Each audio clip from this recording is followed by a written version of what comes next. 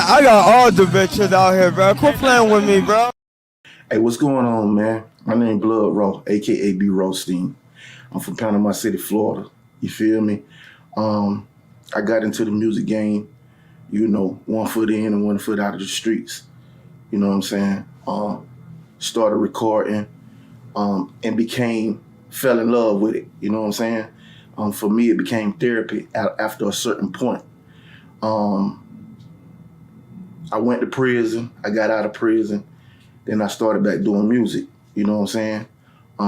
When I started back doing music, I moved to Atlanta, and I met this guy named Laco.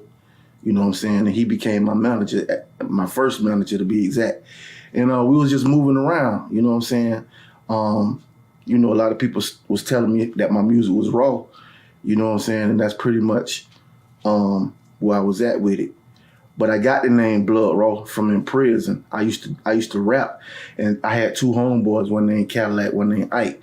They used to be like, boy, that shit, that BLOODRAW. You know what I'm saying? And it kind of just grew on me. When I got out of prison, I just ran with it. But in the state of Florida, BLOODRAW is a slang. Like if I gave it to you in a sentence, it'll be like, I'm gonna give it to you BLOODRAW. You know what I'm saying? So that's where the name come from. But me and my boy Laco, we started moving around real heavy. He used to take me to New York. You know what I'm saying? I met the Locks, DMX, you know, a lot of people because he's from Yonkers. And they wanted to sign me, but they was going through this situation with Puff Daddy at the time. You know what I'm saying? So after I left New York, like I said, I had not too long ago got out of prison, and I really wasn't used to, you know, moving around, you know, as a regular person. Like, you know, I was really used to moving around, having my own money and doing things like I wanted to do. But when I got out of prison, I tried to do the right thing. You feel me? But I wanted to do music so bad that I couldn't stay in Atlanta. I know I had to go back to Panama City. You feel me? So where I'm from. And so that's what I did. I came home. I told Locke, I said, I'll be back. You feel me? I went home, started back hustling. You know what I'm saying? And, you know, started recording a lot of music. You know what I'm saying? And I had these 3 particular songs. Well, before I had the 3 songs, I had caught a trafficking charge. You know what I'm saying? And I wound up going back to prison. But when I got out, I was like, I'm finna do the music for real, because I feel like where I'm going at with it, I ain't gonna last long. You know what I'm saying? So I started doing music real heavy. Me and my cousin, we created this group called NFL Riders. You know what I'm saying? Called Niggas for Life. That's what NFL stand for. Niggas for Life. And we recorded this project together, but you know what I'm saying? Like, you know, when you're doing things on your own, you kind of move different than with a group or with other people. So I kind of was excited about doing the music, and everybody else was just doing it. You know what I'm saying? But for me, when I do something, I'm 1,000% in. You know what I'm saying?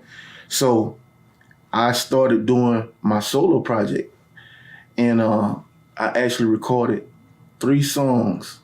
I had 1 song with Pastor Troy called My Block Burn, and I had a song called Represent, and then I had another song called Two Sides to Every Story. So I started going hard. I met this guy named C. Wakely. He became my manager. You know what I'm saying? I met this other guy named TJ Chapman, and he was like, you know, a guy who was in the industry, and everybody knew him. He had this record pool called TJ DJs. But he took into me, you know what I'm saying? He liked my hustle, he liked my grind, and he liked my music. In fact, he loved my music, both C. Wakely and TJ Chapman. You know what I'm saying? And I met with C. Wakely. He basically told me that, you know what I'm saying, he feel like I got the talent, but, you know what I'm saying, if I got to leave the streets alone. If he gonna invest his time in me as being my manager, away from his family and all that, that I had to leave the streets alone.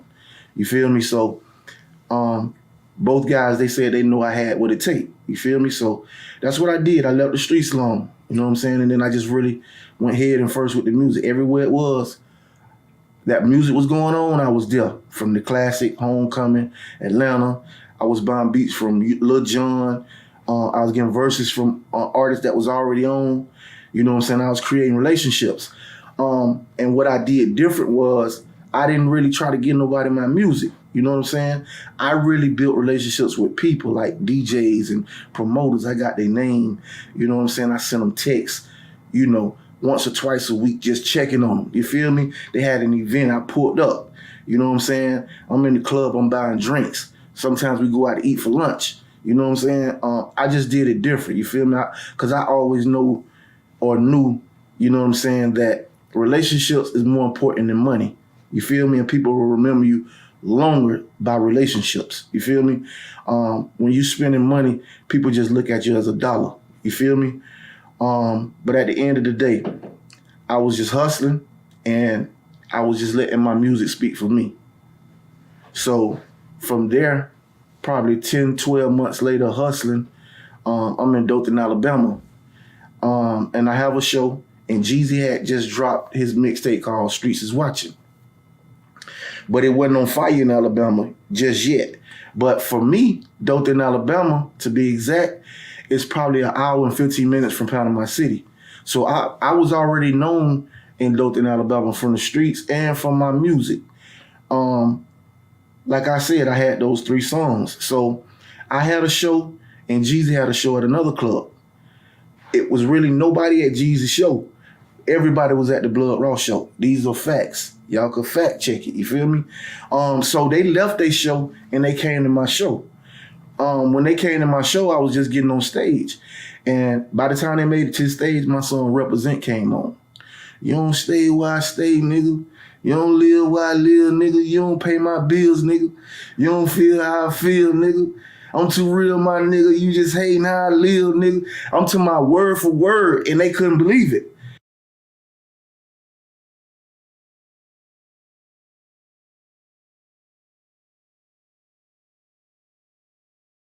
Hey, y'all watching Ross Media, ROSS, okay? This is Debo from Hit Movie Friday, and I still got the bicycle. Now get out of my face. We about to fade to black.